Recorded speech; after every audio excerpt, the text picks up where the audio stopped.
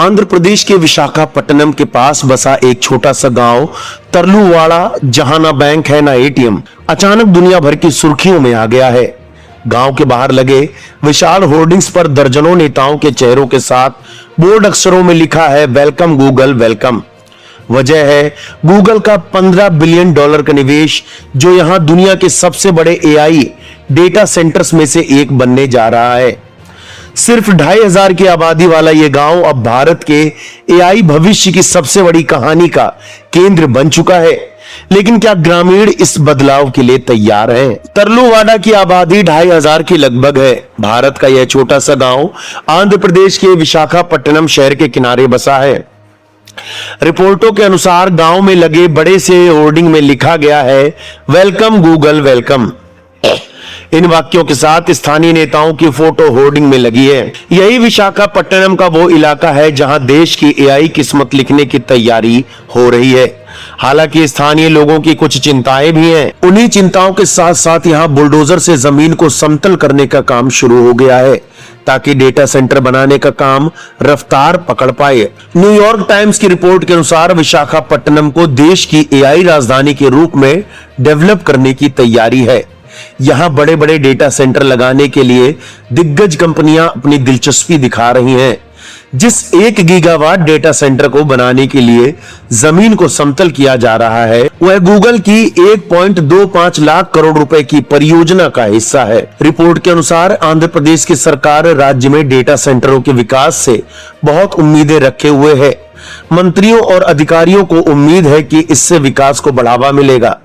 राज्य के सूचना प्रौद्योगिकी आईटी मंत्री नारा लोकेश का कहना है कि डेटा सेंटरों के अलावा power electronics, air conditioning, construction material से जुड़े लोग यहां अपना काम शुरू करने के लिए आ रहे हैं। रिपोर्ट के अनुसार गूगल यहां डेटा सेंटर के अलावा नई समुद्री केबल बिछाना के प्रोजेक्ट के तौर पर काम कर रहा है।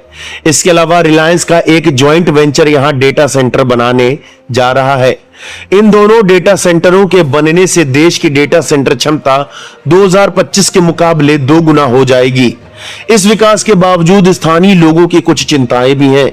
एक चिंता पानी के खर्च होने की है, क्योंकि डेटा सेंटरों को ठंडा रखने के लिए बहुत पानी खर्च होता है। प्रोजेक्ट जिस तेजी से चल रहा है वह भी चिंताएं बढ़ा रहे हैं। कई लोगों को लग रहा है कि टेक कंपनियां भारत की मजबूरी का फायदा उठा रही हैं। हालांकि इन चिंताओं ने राज्य सरकार को अधिक चिंतित नहीं किया है, क्योंकि उसका फोकस विकास पर है। पर यहाँ पे प्रश्न उठता है कि आखिर विशाखापट्टनम क्यों ही चुना गया? तो इसके लिए आपको बता दें कि विशाखापट्टनम की भौगोलिक स्थिति इसे एआई डेटा सिटी बनाने के लिए एकदम सही है। विशाखापट्टनम पोर्ट सिटी है जो समुद्र के किनारे बसी है। यहां से भारत को सीधे साउथ ईस्ट एशिया से जोड़ने वाली समुद्री इंटरनेट केबल की कनेक्टिविटी मिलती है। विशाखापट्टनम को सिंगापुर से जोड़ने वाली सबमरीन केबल के लैंडिंग पॉइंट के रूप में भी डेवलप किया जा रहा है। इससे एआई कंपनियों को डेटा स्पीड की चिंता नहीं करनी होगी और वो हाई स्पीड कनेक्टिविटी के साथ अपने काम कर पाएंगे। योजना के तहत शहर के 100 किलोमीटर के दायरे में एक मजबूत इंटीग्रेटेड डेटा इकोसिस्टम तैयार किया जाना है। रिपोर्ट के अनुसार एआई की ग्लोबल रेस में भारत बुनियादी कमजोरियों के कारण पीछे छूट गया है।